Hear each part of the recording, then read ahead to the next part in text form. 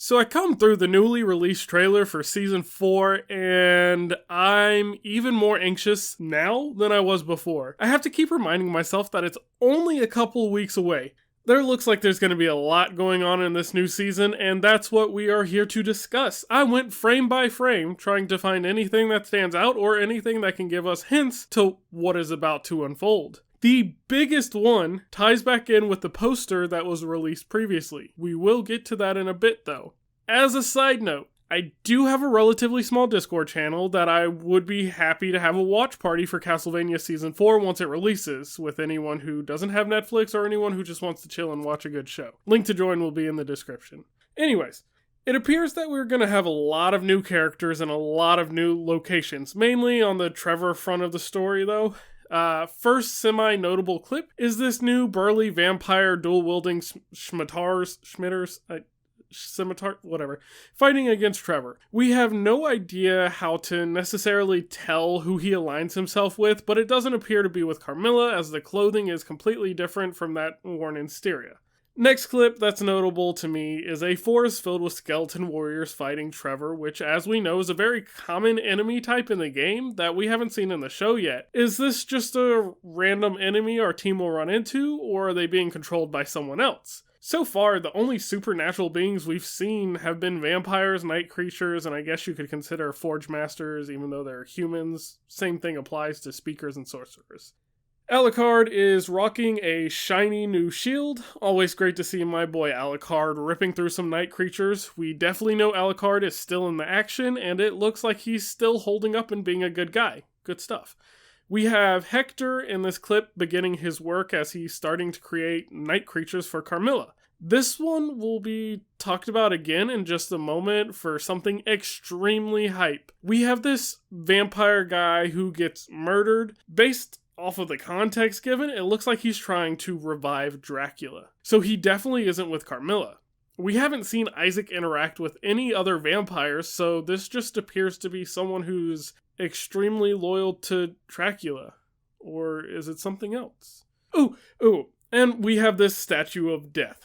Give me a bit. That's what I was speaking about earlier, but we will have to wait till the end to talk about that since it's the last thing seen in the trailer, and I want to keep this in order. Next up, we have these shaggy-looking vampires chilling with some night creatures. As I said before, I don't think Isaac has come into contact with any vampires, so these ones seem to be aligned with Carmilla since they have night creatures around them. Based off of their shaggy-looking clothes as well, I can only assume that they are also slaves of Carmilla. We aren't sure what they're doing here, though. We just get a quick glimpse of them. We also have this Knight Artorias-looking dude. He's really cool-looking. Can't say much about him, though. Just wanted to point him out. We get some beautiful shots of Carmilla in what appears to be a fight on top of a large pool of blood. I think we are finally going to see some of the blood skills that Carmilla is known for in the game, finally. And by the look of this scene, it is going to be fantastic. And here we have hype!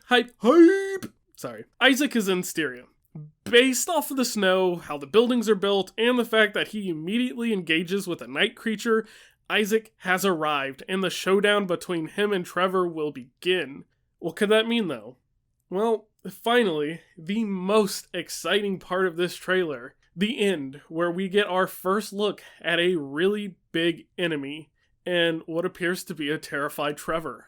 Who could this be? Well, my assumption is that it's Death, or the Grim Reaper, Dracula's right-hand man. As we see his skeletal hand and his large form that appears to be wielding a pole-like weapon, could it be a scythe? The part that really makes this interesting and seemingly correct is the statue of the Grim Reaper we saw earlier, as well as the poster which had the skull in the background. Some people said that, it could be Death, someone's gonna die, but no, I think it is literally Death. We then have the vampire who was shown trying to revive Dracula. You see, the pieces are fitting together. Death wants to revive Dracula, and of course vampires are going to follow the Grim fucking Reaper's orders. But how's this going to be done? Well, In the game, Curse of Darkness, a Devil Forge Master must die in order for Dracula to be revived. Both Isaac and Hector are essentially inflicted with a curse that if they accept, Dracula will be reborn to their body. Now, that hasn't been mentioned in the first 3 seasons at all, but it doesn't mean it's not there. What do we have coming up in Season 4, though, between Isaac and Hector? Their supposed final battle. Everything lines up pretty well. The final fight between Forge Masters is coming up, and we get hints dropped about death.